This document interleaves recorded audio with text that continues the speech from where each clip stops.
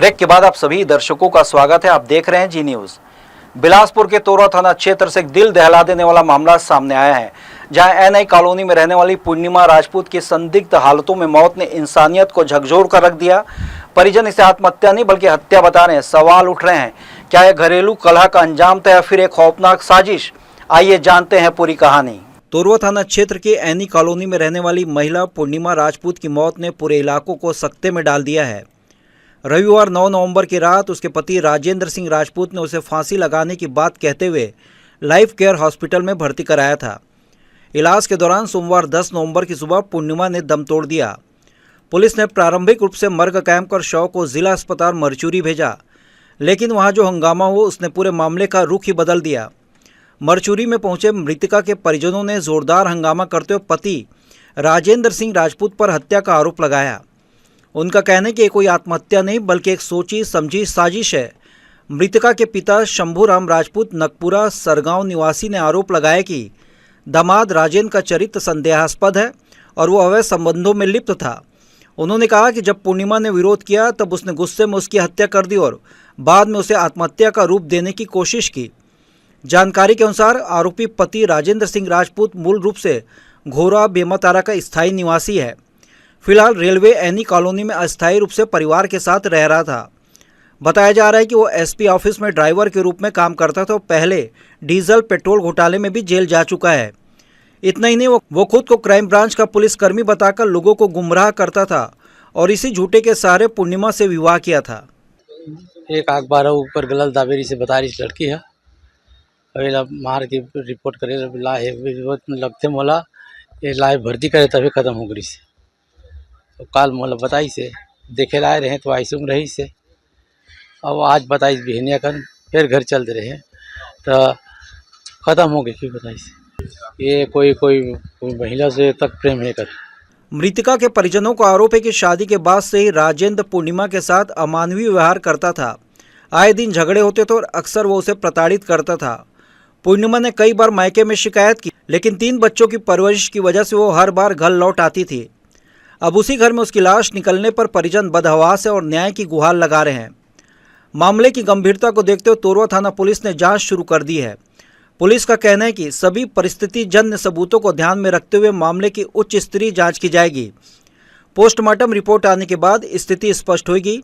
वहीं मृतका के मायके वालों ने आशंका जताई है कि आरोपी पति सबूत मिटाने की कोशिश कर रहे हैं, उसे तुरंत गिरफ्तार किया जाए। अभी जो हमारा वो दामाद है वो क्रिमिनल काम करता है। अभी वो बोल रहे थे कि मैं क्राइम ब्रांच वाला हूँ, ऐसा कर मतलब 2 साल से तेल भी मतलब डलवा के मतलब फर्जी मतलब है मतलब पकड़ा, जिसे आप पेपर में देखे भी रहे हो। और अभी गला घोट के मारे अभी एक महिला मतलब है रखे मतलब है। अभी कल के डेट में हॉस्पिटल भी मतलब दिखाने के लिए मतलब आया था उस महिला को।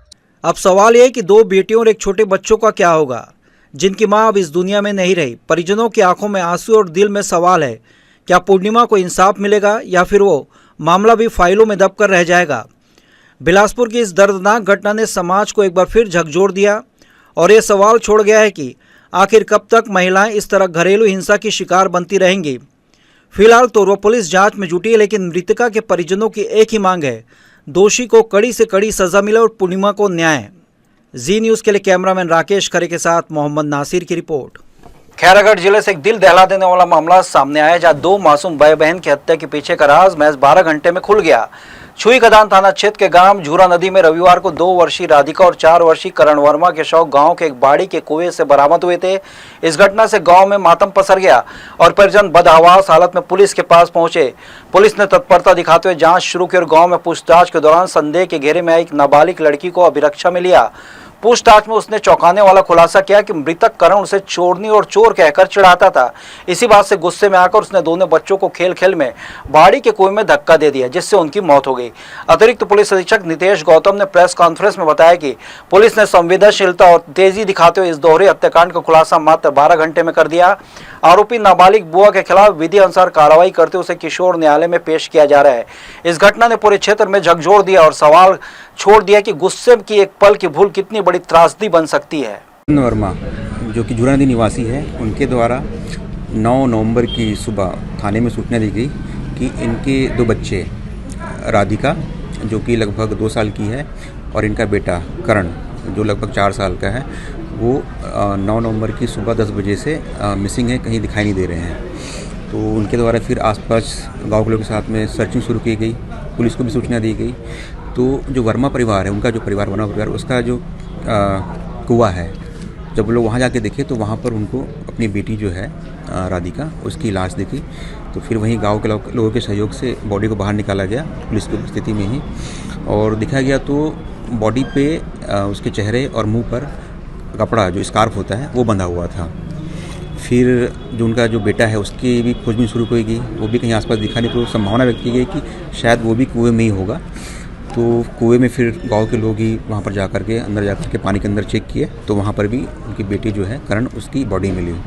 फिर बॉडी को बाहर निकाला गया और जो भी हमारी विधि सम्मत कार्रवाई होती है उसमें मर्ग कायम करके मर्ग पंचनामे में कार्रवाई की गई, और संदिग्ध पाए जाने पर हमारे द्वारा इसमें अपराधी पंजीबद्ध किया गया अंडर सेक्शन 1031 BNS। और फिर हमारे द्वारा कुछ फॉल प्ले की संभावना उन्हें ऐसा हमको एहसास हुआ, तो फिर हमने पूछताछ की, आसपास लोग पूछताछ वगैरह शुरू की, तो हमें इसमें एक नाबालिग बालिका है उसका इन्वॉल्वमेंट मिला, और उसने अपने जुर्म को कबूला है।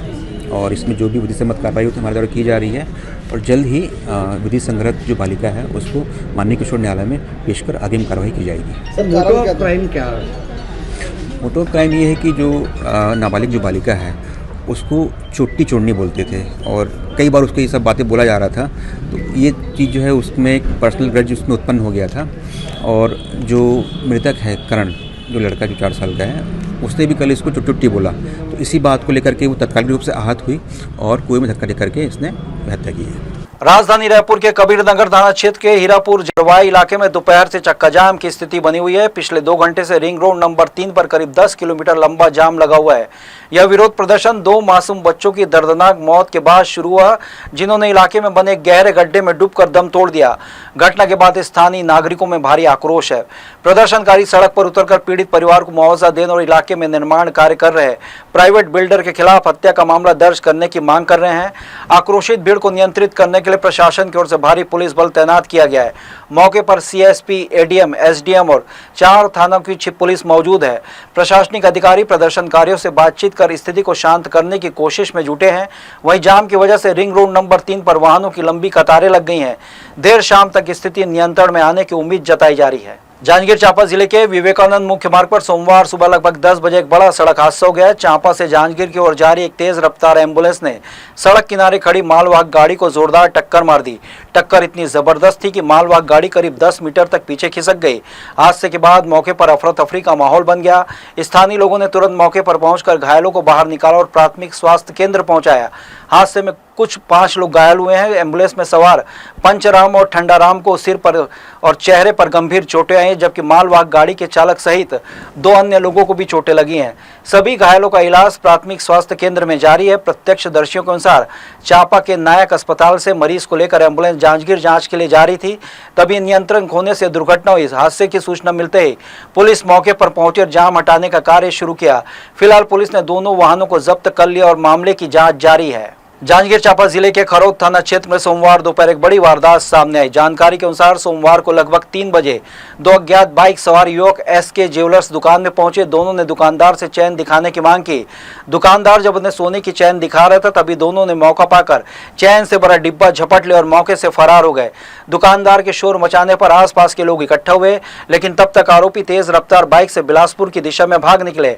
बताया जा रहा है कि दोनों में से एक आरोपी ने काली टोपी, सफेद रंग की शर्ट और लाल रंग का बैग टांगा हुआ था। घटना की सूचना मिलती ही खरौद थाना पुलिस मौके पर पहुंची और आसपास के इलाकों में नाकेबंदी कर आरोपियों की तलाश शुरू कर दी है। पुलिस ने आसपास के लगे CCTV फुटेज खंगालने शुरू कर दिए हैं ताकि आरोपियों की पहचान की जा सके। फिलहाल पुलिस ने मामला दर्ज कर जांच शुरू कर दी है। यह घटना क्षेत्र में आरोपियों के बढ़ते हौसलों को दर्शाती है। स्थानीय व्यापारियों में इस घटना के बाद से भय और आक्रोश का माहौल है। बिलासपुर पुलिस ने रविवार को शहर भर में कबाड़ी दुकानों पर एक साथ छापेमार कार्रवाई की। लगातार मिल रही शिकायतों के बाद कोनी, सिटी कोतवाली और तोरवा थाना पुलिस ने कबाड़ियों के खिलाफ विशेष अभियान चलाया। कार्रवाई के दौरान कई दुकानों की तलाशी ली गई और संदेहास्पद वस्तुओं की जांच की गई। कोनी थाना पुलिस ने 3 दुकानों से करीब 15 क्विंटल कबाड़ जब्त किया है, जिनकी कीमत 30,000 रुपये से अधिक बताई जा रही है। वहीं सिटी कोतवाली क्षेत्र में एक कबाड़ी दुकान से 250 किलो लोहे का संदिग्ध सामान बरामद किया गया। दस्तावेज न होने पर पुलिस ने दुकान संचालक के खिलाफ BNS की धाराओं के तहत अपराध दर्ज किया। तोरवा थाना क्षेत्र में 6 कबाड़ी दुकानों की जांच के दौरान किसी भी अवैध या चोरी के सामान की बरामदगी नहीं हुई। पुलिस ने सभी दुकानदारों को चेतावनी दी है कि वे केवल वैध रसीद और पहचान पत्र के आधार पर ही कबाड़ की खरीदी बिक्री करें, अन्यथा सख्त कार्रवाई की जाएगी। फ्रिक्वेंट सूचना मिलती रहती है कि कबाड़ी जो है वो चोरी के अवैध सामान खरीदते हैं बिना रसीद का, बिना बिलिंग का। तो इन सूचनाओं को तस्दीक करने के लिए तीनों थाने में, कोतवाली, तोरवा और कोनी, तीनों थाने में एक सरप्राइज चेकिंग की गई कबाड़ियों का। और कई सारे कबाड़ी जो हैं उनके पास वैसे सामान मिले जिनका उनके पास कोई बिल, कोई रिसिप्ट नहीं था। उससे विधिवत जब्त करके हम थाने लेकर के आए हैं। और इसी तरह बाकी जो कबाड़ी हैं जिनके पास सामान वैसे कुछ नहीं मिले, उनको हिदायत दी गई है कि कोई भी बिना बिलिंग का, बिना रिसिप्ट का सामान को ना खरीदें। नवंबर को यह दर्दनाक रेल हादसे का असर अब भी जारी है। हादसे में घायल और एक और यात्री पवन गढ़ेवाल ने इलाज के दौरान दम तोड़ दिया। इस हादसे में अब तक 12 लोगों की मौत हो चुकी है, जबकि कई घायल अब भी सिम्स और रेलवे अस्पताल में भर्ती हैं। मिली जानकारी के मुताबिक रेल हादसे में गंभीर रूप से घायल पवन गढ़ेवाल का इलाज सिम्स अस्पताल बिलासपुर में चल रहा था।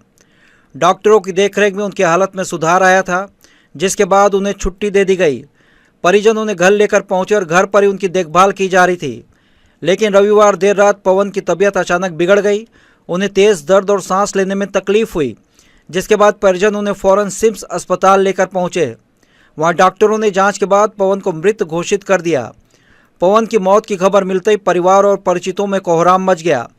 पूरे मोहल्ले में मातम का माहौल है। परिजनों का रो रो कर बुरा हाल है, जिन्होंने उम्मीद नहीं की थी कि हादसे से बचने वाला उनका बेटा अब हमेशा के लिए चला जाएगा। 4 नवंबर को हुए भीषण रेल हादसे में अब तक 12 लोगों की मौत हो चुकी है, जबकि कई घायल हैं, अब भी जीवन के लिए संघर्ष कर रहे हैं। कई घायलों का इलाज सिम्स और रेलवे अस्पताल में जारी है, जहां डॉक्टर लगातार निगरानी रखे हुए हैं।